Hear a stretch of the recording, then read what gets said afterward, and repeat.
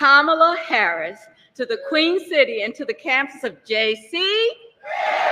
Yeah, that's the way we do it.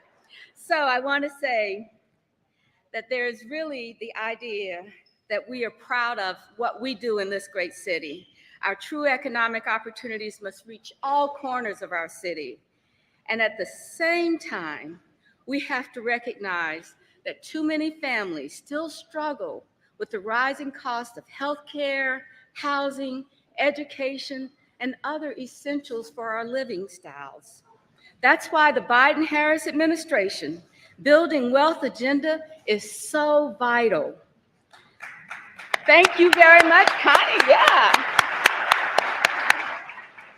Their initiatives are focused on creating pathways to prosperity for all Americans through investments in affordable housing, small business development, job training, child care affordability, and much more. With policies like expanding the child tax credit, that deserves some applause, enhancing funding for minority businesses, that's enough, providing debt relief for student loan borrowers, and proposing $25,000 of down payment assistance for first-time home buyers. So this administration is taking concrete action to make the American dream accessible again to all. I want to thank her for, along with the president, for the tireless leadership on this crucial issue of building inclusive wealth. We're honored to host the Vice President in Charlotte today and look forward to her comments on how we can open up economic opportunities for all. Thank you very much, Charlotte. Let's be proud.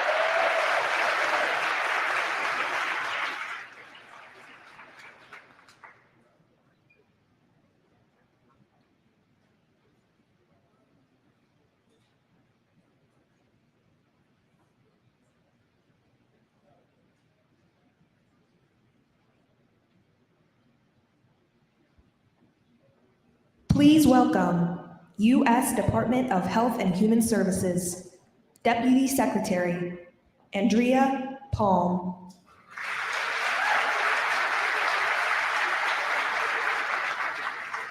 Hi there, I'm Andrea Palm. I have the privilege of serving as the Deputy Secretary at the U.S. Department of Health and Human Services. Thank you so much for having me here today. I'm really honored to be in North Carolina with the Vice President and really want to thank her for everything that she's doing to lead our efforts to reduce costs and create economic opportunity all across America. I also want to thank Governor Cooper for his leadership and commitment to helping all North Carolinians get access to quality, affordable health care. I'm really proud also of the work that we're doing in the Biden-Harris administration at the U.S. Department of Health and Human Services to ensure that everyone has access to the care that they need. Today, more than 300 million Americans have health care coverage. And this year, a record,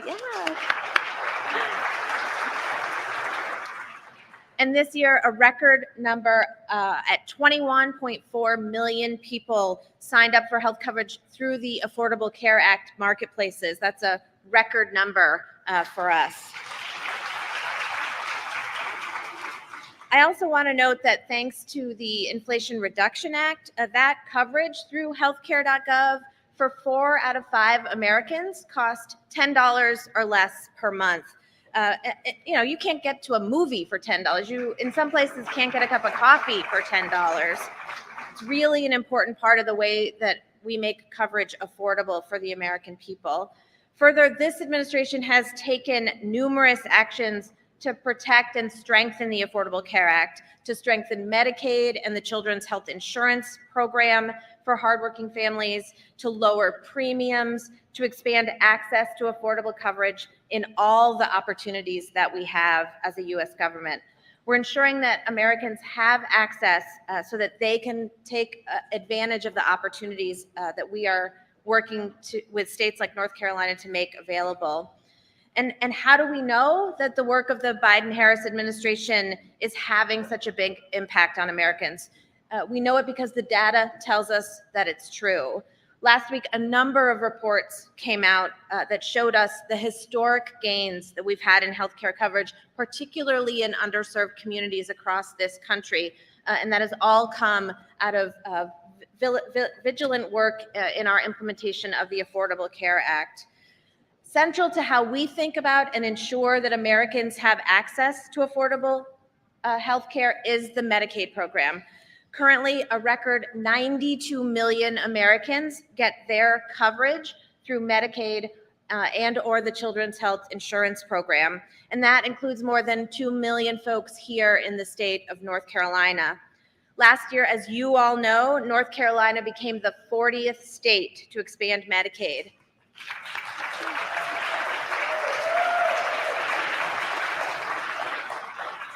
And that means that more than 600,000 North Carolinians became newly eligible to gain access to health care coverage.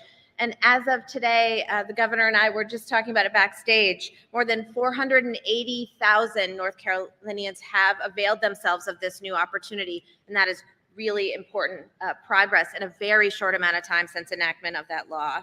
And certainly it would not have been possible without the leadership of this governor. And we at HHS want to express our heartfelt thanks to the governor for his partnership, for his tireless work to get that bill across the finish line and to drive implementation so that you all are where you are today. And so we really are, as a nation, closer than we have ever been to thinking about healthcare as a right for all and not a privilege for a few. I also want to talk a little bit about the work that we're doing to lower costs in the healthcare system and are really proud of some of that work. Under President Biden and Vice President Harris's leadership, Medicare-covered insulin is now capped at $35 a month, making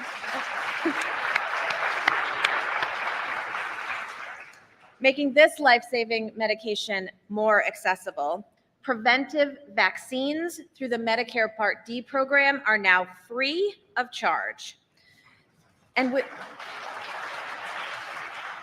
the newly enacted $2,000 cap, expenses are really in a place where they're not going to get out of hand. If you know that every year your out-of-pocket expenses are capped at $2,000, that is a predictable amount that is, I think, really important for families to know about in Medicare. And right now, this very moment, the team back at HHS is negotiating directly with pharmaceutical manufacturers to lower the cost of the 10 most commonly used drugs in the Medicare program. And when those negotiations are done, we predict that this will save as much as $100 billion over 10 years. Yeah. That is a lot of money to stay in the pockets of hardworking American families instead of in the pockets of big pharma. I also want to acknowledge that despite all this progress, many families still face medical debt. And that is something that this vice president has made a priority to tackle. And we know at HHS that the best way to prevent medical debt is to continue to make progress in access to coverage, in getting more Americans covered, in tackling the cost of that coverage. And in the meantime, the vice president has challenged all of us to go even further. And yesterday, she called upon states, local governments, healthcare providers to take additional actions to relieve the burden of medical debt for millions of Americans. In that call, she announced a rule that would remove medical debt from credit reports for more than 15 million Americans. And that's a really big deal. So it's not just about healthcare, right? The cost of healthcare is tied to your economic well-being as a family. It's about your economic security. It's about your peace of mind. And we understand in the Biden-Harris administration that it's all connected together. I'm proud to serve in this administration, and we're committed to tackling these issues in service to American families. And I'm really proud to serve along this vice president and support her leadership and the work that she is doing to lift up Americans everywhere. Thank you so much again for having us here today.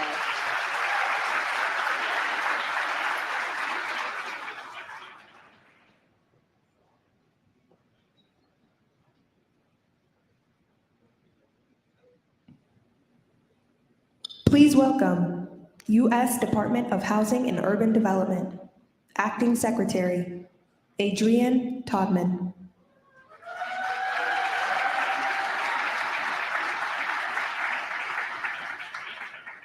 Well, hello, Charlotte. How y'all doing today?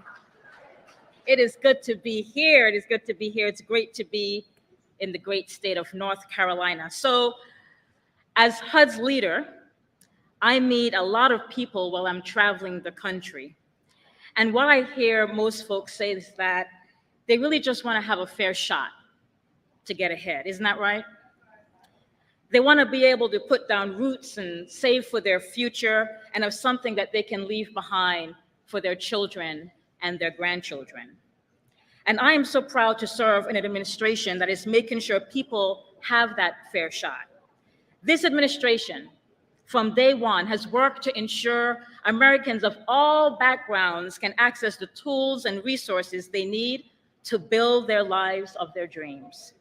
A few weeks ago, I was in Denver, where I met a mom who was able to save enough money while she was living in subsidized housing, and she was able to buy a home for herself and her 3 kids, and she talked about how excited the kids were running and finding their own bedrooms. And it's all thanks to a program that we run at HUD that under this administration, we expanded under this president and our vice president. And maybe it's the families that I met who received down payment assistance and bought their home and are now building wealth for their families. It's stories like these that live in communities here in Charlotte and across the country.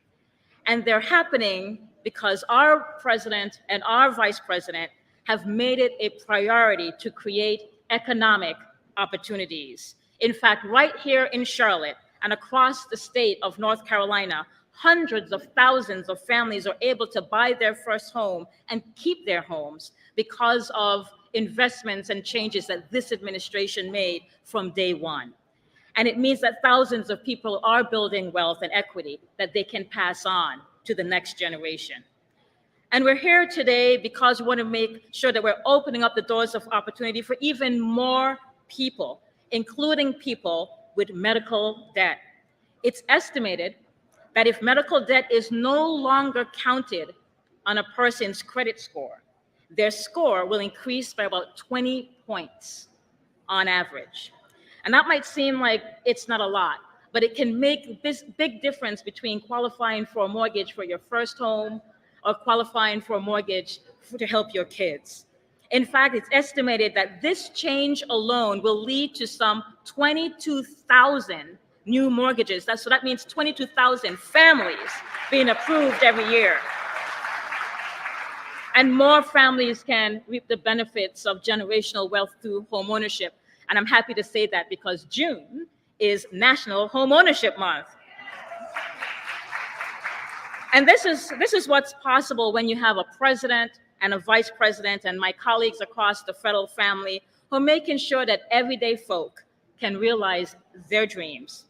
For example, in this administration, we've invested millions of dollars into housing counseling services so people get trustworthy advice when they're buying their first home. It's hard enough, and sometimes you need somebody to help you with that really complex path.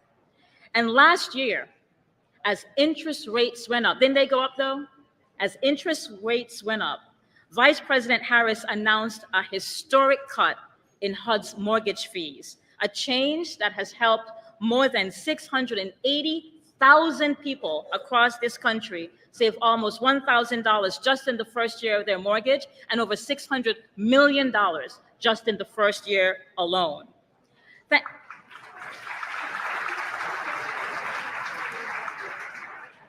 And look, we know that more people need help. We know that people are seeing that costs are still high to rent and to purchase a home.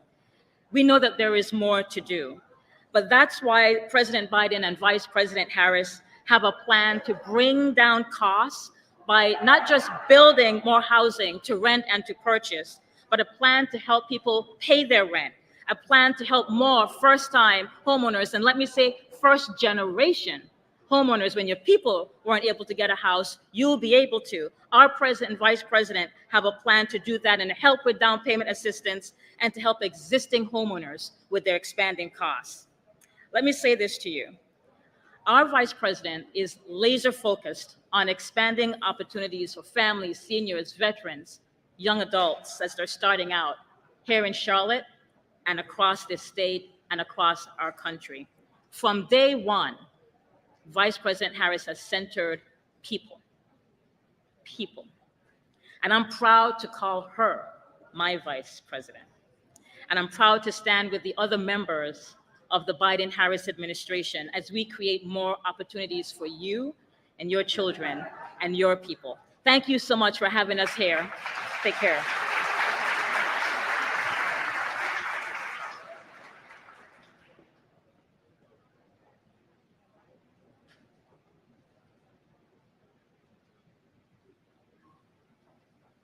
Please welcome Governor of North Carolina, Roy Cooper.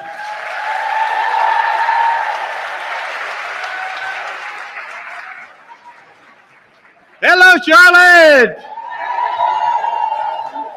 It is always great to be back on the campus of JC. You know what? North Carolina has more four-year HBCUs than any other state in the country. We have more HBCU students than any other state in the country. And it's one of our biggest workforce development tools that we use across this country. It's also great to welcome back to Charlotte my good friend, Vice President Kamala Harris. And today is lucky 13 for her. This is her 13th trip to our state since taking office, and it gets better every single time. She's here today on her economic opportunity tour, visiting states across the country, showing how the Biden-Harris administration has been supporting communities and helping people thrive and giving people more opportunities. North Carolina has been very happy to be a big part of that success. We've been named the #1 state for business 2 years in a row. We have a proven track record of reeling in great paying jobs, and we're laser focused on helping small businesses and launching them to grow their companies. In fact, we know that small businesses are the backbone of our economy, and it's clear that the Biden-Harris administration knows that too. They also know that the ladder of economic opportunity is harder to climb for some people just because of their race, their gender, their background, or their socioeconomic status. So they've been focused on supporting people from historically underserved communities by helping them access the capital that they need. Their unprecedented investments in helping small businesses have fostered the fastest creation of Black-owned small businesses in more than 3 decades.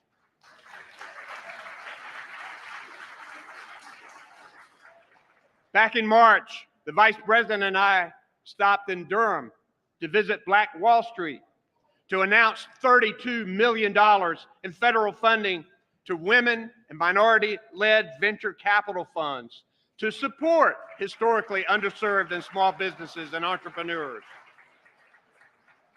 And here in North Carolina, our Office of Historically Underutilized Businesses has done similar work. Around 7,100 businesses in North Carolina are now Board 8 Hub certified. And that means it puts them in the running for state contracts and gives them important opportunities while saving taxpayer money.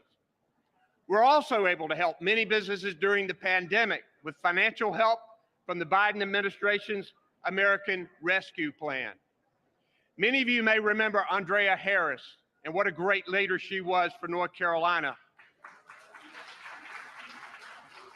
In 2020, I created the Andrea Harris Social, Economic, Environmental, and Health Equity Task Force to further the economic development of marginalized communities and keep a focus on women and minority-owned businesses.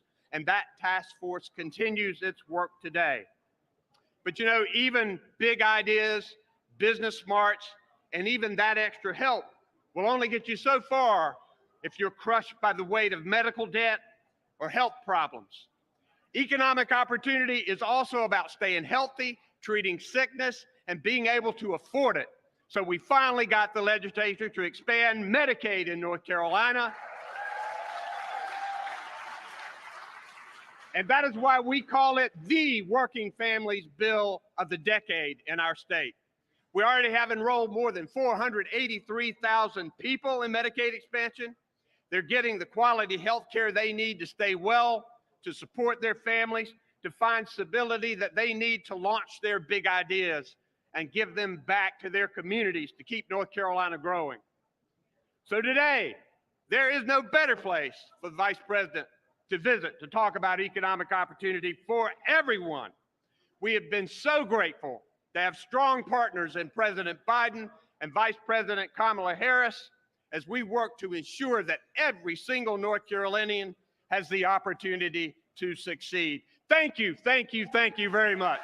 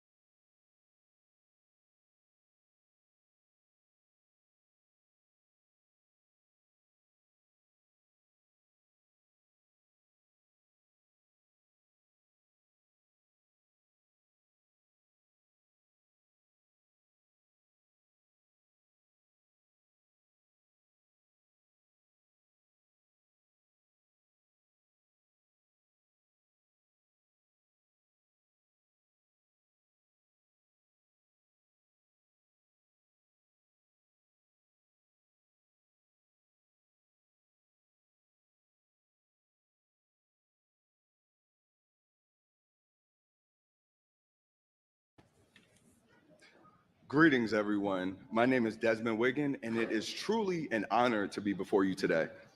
I am a proud representative of Charlotte, the city of Charlotte, because this is the city that raised me, it's where I raised my family, and it's where I founded my company. I owe much to my family as a first-generation American with roots in Jamaica.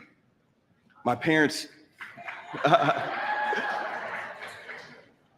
sacrificed their careers to provide opportunities for me and my younger brother for time here in the States, instilling values to work hard and persevere, which I still hold with me today.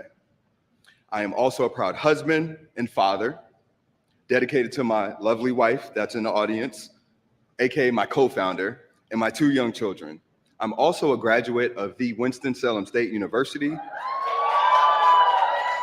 Ram Pride, and also a member of Alpha Phi Alpha Fraternity Incorporated. But today, I stand before you as the CEO and founder of Battery Exchange, a startup committed to creating equitable access to connected technologies. Our mission is to be at the intersection of mobile energy, information, and resources for citizens and organizations alike. In fact, we actually have our product at Johnson C. Smith University, offering students energy, but also career opportunities and internships with our corporate partners. See, Charlotte is not just home, it's my foundation for my entrepreneurial journey.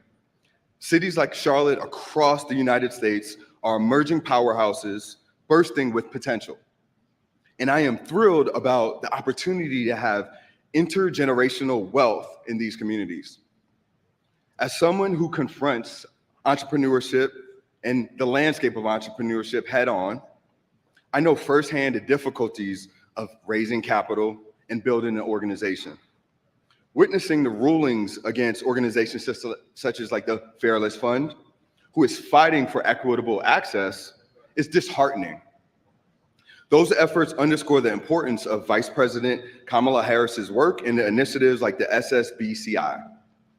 I'm thankful to be awarded the funding opportunity through the HBCU Founder Initiative on behalf of NextCubed and the NC Rural Institution. Vice President Harris's leadership in securing funding for founders like myself is not just a policy effort, it's a lifeline to entrepreneurs like myself, striving to create dreams and make them reality. Vice President Harris inspires me with her unwavering commitment to creating opportunities for underrepresented communities. She fights tirelessly to ensure that entrepreneurs like myself, regardless of their background, have the resources they need to succeed. Her vision and dedication are the setting foundation for a more equitable environment. I'm thankful for this opportunity to talk about myself, my organization, and the capital impact towards entrepreneurial growth. But now, what you guys are all waiting for, we're going to get into a riveting conversation about the amazing work that's happening with the Economic Opportunity Tour. First, I would like to introduce Bakari T. Sellers and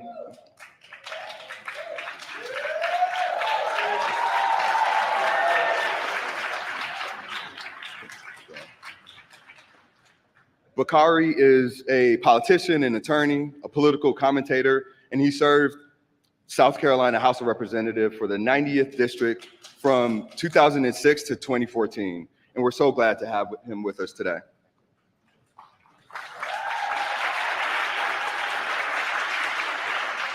Next up, you guys might know this name.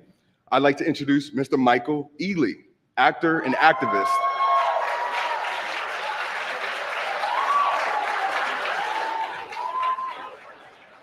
You may know this gentleman from movies like Barbershop, Too Fast, Too Furious, Takers, and literally I can go on and on.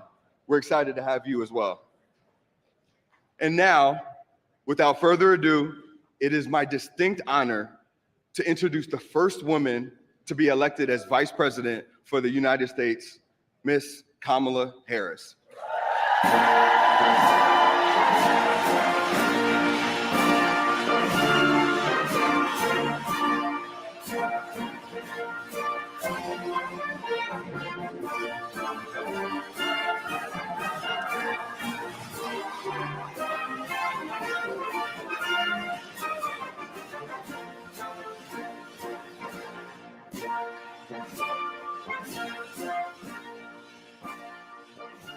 Good afternoon, everyone.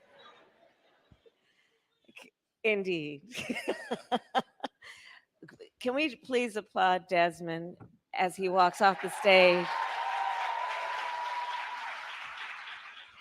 I have to say, Desmond, you are just an absolute model of what this tour is about. And everything that you said about yourself, your upbringing, but also what you have done in terms of the young leaders that are leading in this effort, combining things like technology with longstanding needs of communities. You really are doing an extraordinary job. Thank you for being such a big part of this. And thank you. Please give the Vice President of the United States of America another round of applause. We always love having you down south with us. And before I begin, I'm from the big city of Denmark, South Carolina, where we have 3 stoplights and a blinking light. And I always tell people, my mom and dad say the 2 most important words in the English language are the words thank you, and they're not nearly said enough. And there are 2 people I have to acknowledge before we begin. One is one of the greatest mayors in the United States of America, Vi Laus. Please give her a round of applause. And the governor of North Carolina, but give him a round of applause anyway. I think he might have slid out. Yeah. And so one of the things that I enjoy about just being in your space, Madam Vice President, is that you're very intentional and you're very purposeful. And you've traveled across the country and met voters and met students in particular where they were and meeting people where they are. And you've led the fight for reproductive rights. You've challenged and talked about ending gun violence, and now you're on this economic opportunity tour. I think the first question we have to ask is why this tour? Why now? Thank you, Bakari, and thank you for your leadership and always using your voice in such a courageous and important way. And Michael, thank you. He's just been on the road with me for different events. Why this tour?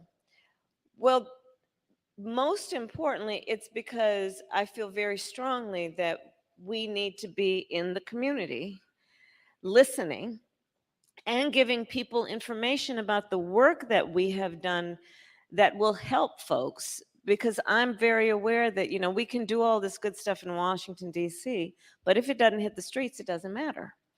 So I'm on this tour to travel our country and describe what we have done with the full intention that the opinion leaders, the civic leaders, the community leaders that are here will help us get the word out so that people can take advantage of what is available to help them. And in particular, on the issue of, for this tour, economic opportunity. So the tour is designed, and what I've been talking about are 2 things in particular. The obstacles that exist that get in the way of people achieving their dreams around their economic future, intergenerational wealth. Desmond talked about that. To talk about the obstacles that exist that often are no fault of the individual, but that are systemic and that we are working to bypass. And then also to explain to folks the opportunities that are available. So today we'll talk about obstacles like debt, a big issue that holds people back. We're going to talk about the opportunities that are available, such as access to capital, federal government contracts that can infuse communities and entrepreneurs and individuals with the resources that they need and that they rightly earn but don't have access to otherwise. So that's the purpose of the tour. I believe very strongly that the accomplishments of our administration, such as creating 15 million new jobs, creating over 800,000 new manufacturing jobs, historic low unemployment, in particular for the Black community, are very important, critically important. And that is not to the exclusion of also understanding we have extraordinary capacity and leaders in the community who have incredible ideas, who are entrepreneurial, who are ambitious, who have aspirations that, yes, are about making sure that everyone is employed, but also the creation of wealth. To aspire to create wealth is a good thing as far as I'm concerned. If that is what one chooses. I, on the other hand, have chosen to live a life of public service. But I am all for any of you get yours if that's what you want, right? We trying. We definitely And are so that's what this tour is about. You know, Madam Vice President, the greatest accomplishment in my life is getting Ellen Rucker Sellers to say yes, and I do. And she is here. Where she- is she? There, she's you are also, a saint. Oh, now she's a saint. Okay. Yeah, she's a saint. But she's also a small business owner, and I see what she goes through with Rucker Roots and trying to make sure that her business excels. Yeah. And one of the things that we talk about often is access to capital for entrepreneurship and small businesses. Yeah. And that's something that's been very important to you and the President of the United States. Tell us more about this work and why is it so important to be able to get these small businesses their access to capital? So let's start with the point that Ellen knows well, which is that not everyone has access to the capital that is necessary to start up a business, but it is not for lack of a good idea. It is not for lack of incredible work ethic. It is not for lack of the ambition to actually create something that will not only benefit oneself or their family, but also the community at large. And so the focus of my work since my days in the Senate has been to expand access to capital, and in particular to do that through community banks. Because community banks are self-defined. They are situated in the community. They are run and by folks who know the community, know the capacity of the community, know the mores of the community, know the needs of the community, and are then able to give the kind of assistance that is about loans, but also about helping folks with financial literacy, helping folks learn how to run a payroll, how to deal with business taxes. Because many of us, we didn't grow up learning that in our household, and we don't really teach that in school. And so, but it's not for lack of anyone's ability to learn it if there are resources that can teach it. So community banks have been my focus. When I was in the Senate, we got over $12 billion more into community banks. And since I've been vice president, we have partnered with the big banks and also technology companies to, as of now, I created a thing called the Economic Opportunity Council, partnering with tech companies, foundations, and big banks. And now we're getting over $3 billion more into our community banks to create access to capital. And what that means is that we also then, working out of these community banks, get the word out on the street. Bakari, Michael, one of the things that's really interesting, the numbers I have are that Black entrepreneurs are 3 times less likely to apply for small business loans. And one of the main reasons why is because folks don't want to be disappointed. We know what that's like. It takes a lot to put yourself out there and to believe that you will be taken seriously and treated fairly. And so that's another issue that we are addressing with this tour and the work we're doing through community banks, is knowing you are welcome and you have a place where you can go that will treat you fairly and with respect and with the dignity that you so rightly deserve.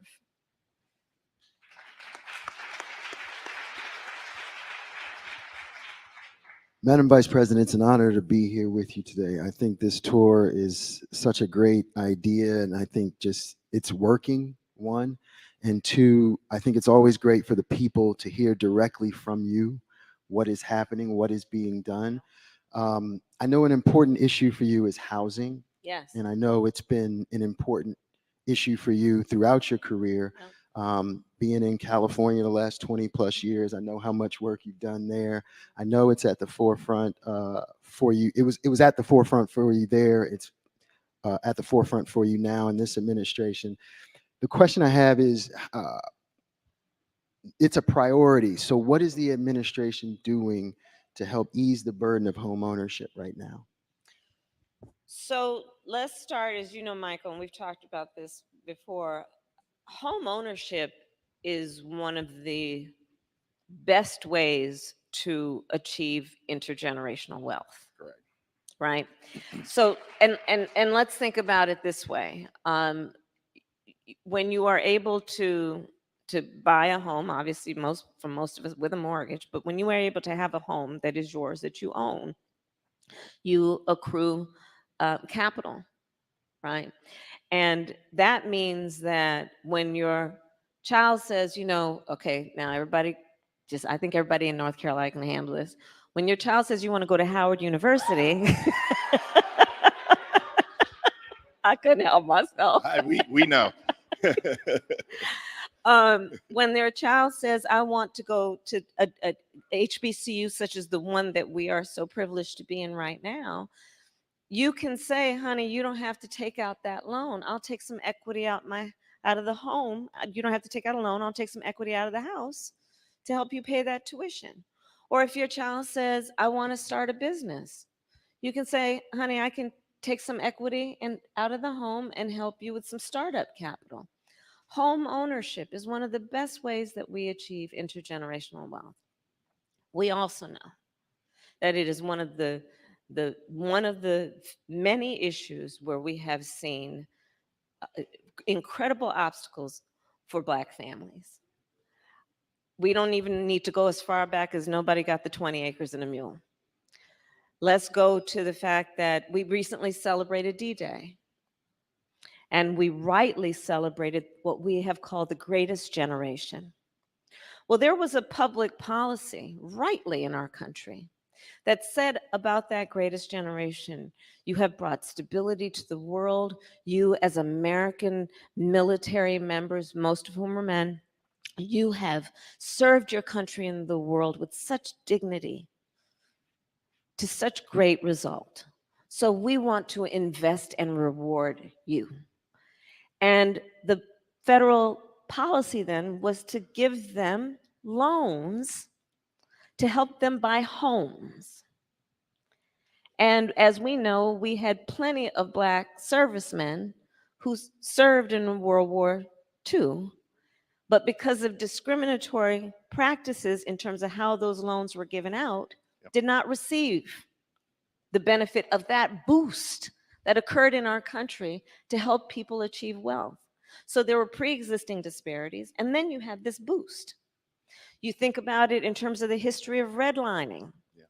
You think about it in the history of what was called a whole federal policy around urban renewal, which basically resulted in freeways cutting through Black communities and other communities of color, thereby dividing up communities around what otherwise were thriving commerce communities. So what we have been doing as an administration to deal with this issue is to, one, acknowledge the truth about the disparities, and to seek out and identify the disparities and the built-in systems that still exist that create those obstacles to home ownership. And I'm going to talk about one in particular, racial bias in home appraisals. Yeah. So we decided to take that on. Many of you may know the stories about a Black family that wants to sell their home and then has the appraiser come in, and the house is appraised for what they know is less than its value. And you probably know the stories about how they'll then reach out to family friends who are white and say, hey, will you all come over, bring your family pictures? We're going to take down ours, and you invite the appraiser. And the home appraises for higher value. So one of the issues that we are taking on is this issue, and are now requiring that appraisers have racial bias training before they are able to do this work. We are also giving, for people who are the first generation in their family to seek to buy a home, $25,000 grants for startup capital to actually be able to pay down on home ownership. $25,000 if you are first, or you are the generation that is the first in your family to be able to buy a home. The other thing we are doing is, for a certain tranche of folks, helping them first-time homeowners, $400 a month in credits toward paying your mortgage. And these issues are exactly the kind of issues that, when you address them, make a huge difference in terms of who's able to buy a home. And that matters. And listen, you probably are sensing from the things that I'm describing, we have been taking a critical look at those specific pieces of the system that have long gone overlooked, that are, that the story about the princess and the pea, that seemingly small thing that makes all the difference. These specific aspects of the system that have kept people from achieving their dreams. Another issue that we have been dealing with is federal contracts. So if you get a federal contract, being very frank, unless you mess it up, it's yours for life. But what we know is that when you're talking about Black entrepreneurs, Black small business owners, less likely to have the relationships or know the process for applying for a federal contract. When President Biden and I came in, we committed to increase federal contracts to minority-owned businesses by 50%, and we're on track to get that done by the end of 2025. Part of this tour is to create information and available to everyone here to know how you go about applying for federal contracts and which federal contracts are up. Because remember, we also came in and are finally fixing the infrastructure problem in America. Somebody talked about Infrastructure Week, which never happened. We actually got it done. Think about the number of contracts, federal contracts, based on the money we are putting literally on the streets of America to upgrade our sidewalks and our bridges and our freeways. Do you know that the 90% of construction companies employ 20 or fewer people? Those are small businesses. And then we have all this federal work that is happening around construction work. We passed the Inflation Reduction Act. We're putting, by my estimate, $1 trillion on the streets of America in the next 10 years to deal with the extreme climate occurrences, adaptation, resilience, investing in a clean energy economy. Those are federal contracts. So when we make a commitment to increase by 50% federal contracts going to minority-owned businesses, think about what that can mean in terms of a boost to communities around the creation and sustaining of wealth and wealth generating businesses. Wow. It's amazing to hear it directly from her, isn't it? It's just amazing. One of the things you brought up when we first sat down was you talked about how debt is affecting people, whether it be student loans or medical debt. Yeah. How do you feel like what is the administration doing to help kind of address these obstacles? And, how can we move forward? Right. So debt is probably one of the biggest issues that holds people back in our country. And we decided to take it on because, our philosophy is that we want people to not just be able to get by, but get ahead. And debt is one of those things that holds people back from getting ahead. So we decided to take on, for example, the issue of student loan debt. I will say that here at this incredible HBCU, one of the things we know is that Black students are more likely to be Pell Grant recipients and take out student loans and endure for years, if not decades, student loan debt. And what that does to then hold back their ability to aspire to have a family, buy a home. So we decided to take it on, and not without great opposition from people in Washington, D.C. Let's be clear about that. They didn't want this. They said, well, I got mine, you should be able to do yours.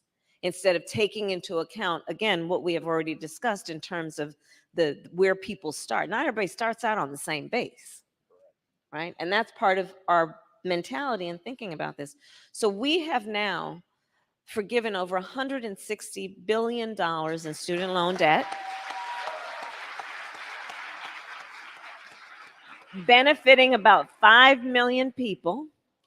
I have met just today people who have had their student loan debt forgiven. Please testify. And what it has meant, for example, we've also doubled the amount of student loan debt that we have forgiven for public servants, such as firefighters, nurses, teachers. God knows we don't pay them enough as it is.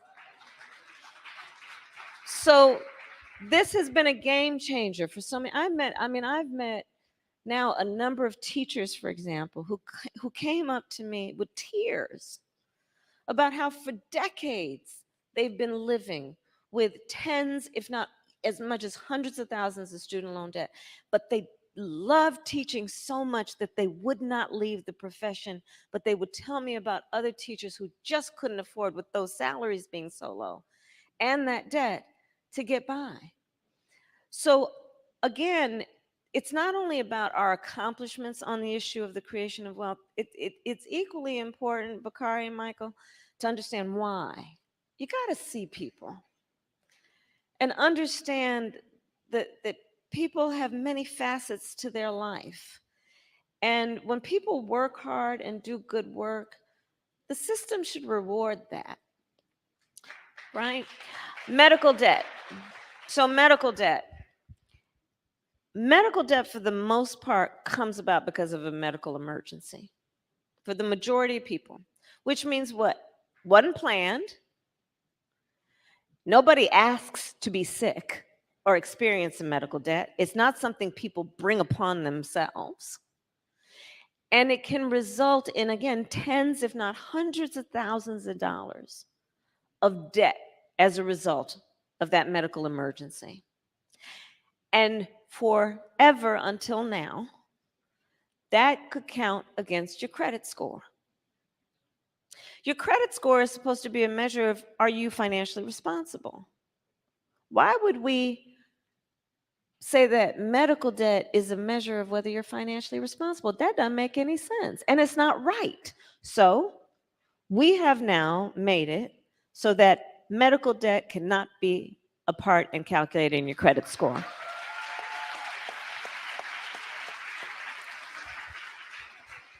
And now, because there's so many apps, most people know their credit score, like how much you weigh, right? And you know what that number means in terms of your eligibility for a car loan, home loan, or even just to get an apartment lease.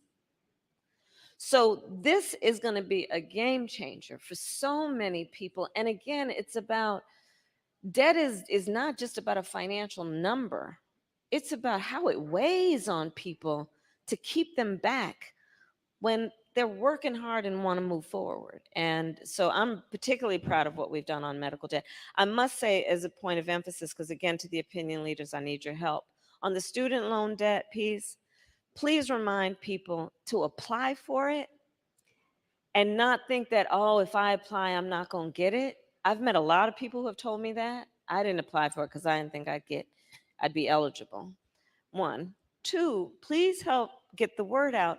You are entitled to student loan forgiveness even if you did not graduate. Help us get the word out. Because again, it's about creating public policies that are just logical. So what's the logic in that? Okay, a lot of people drop out because they can't afford to pay tuition. Yeah. And before they dropped out, they were taking out student loans.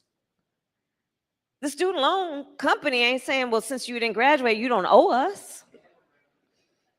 So people who had to drop out still owe that debt. So that's why we created the policy, to be intentional, Bakari, to be intentional. Even if you didn't graduate, you're eligible. I'm going to use just a slight bit of personal privilege because you talked about being intentional for this last question. And I think that the White House and yourself have been very intentional about having Michael and I lead this conversation. Yeah. And why I say that is because having Black men a part of this conversation is so very important. Yeah.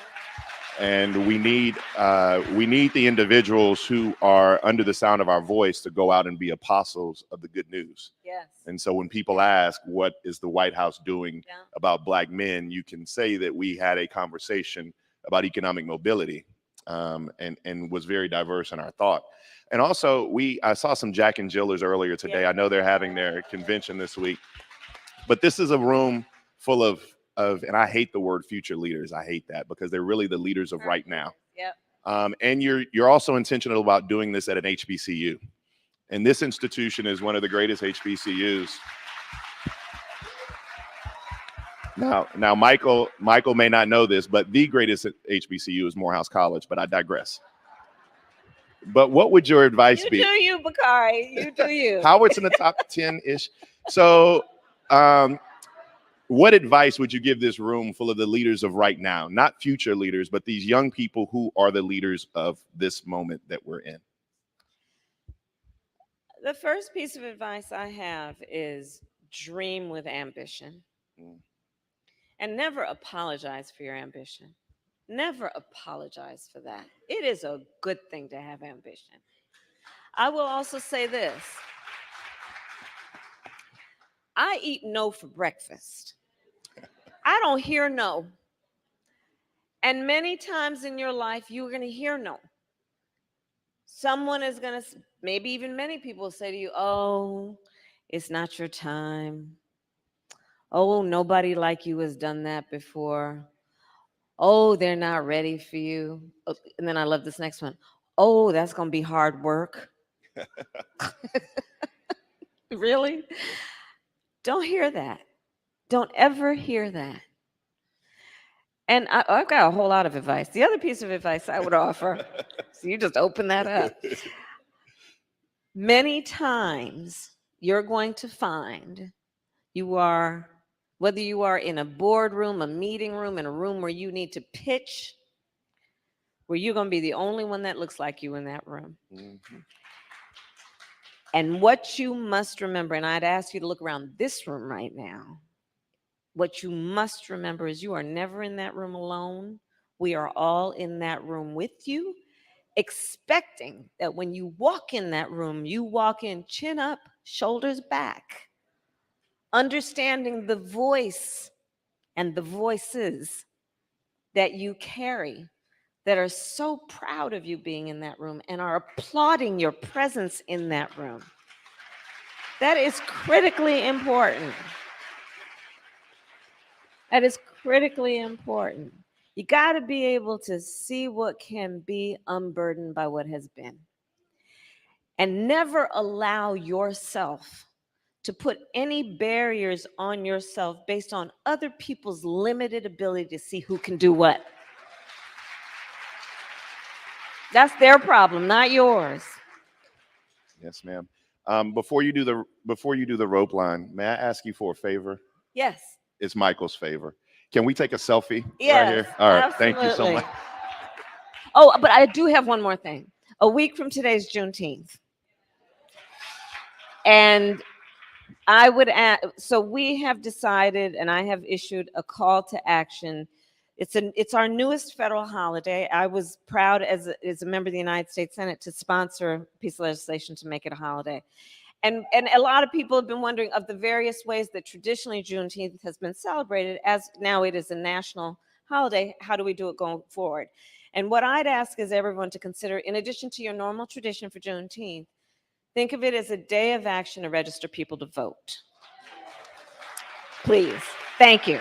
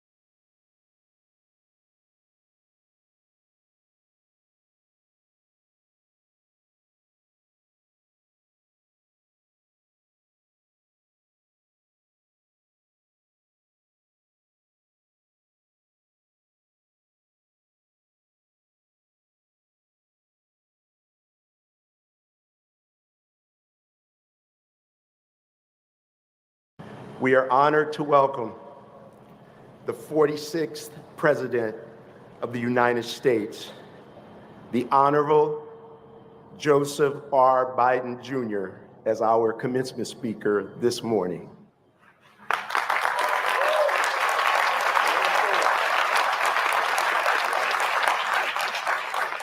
They say that when you find a job that you love, it isn't work at all.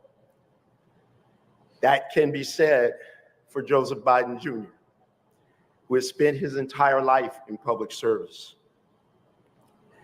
His career began in 1970 in his hometown of Delaware, when he was elected to the Newcastle County Council, a post he sought just after graduating from Syracuse Law School. 2 years later, at 29, Biden was one of the youngest people ever elected to the US Senate, where he remained for 36 years. During that time, he served 16 years as chairman, a ranking member of the Senate Judiciary Committee,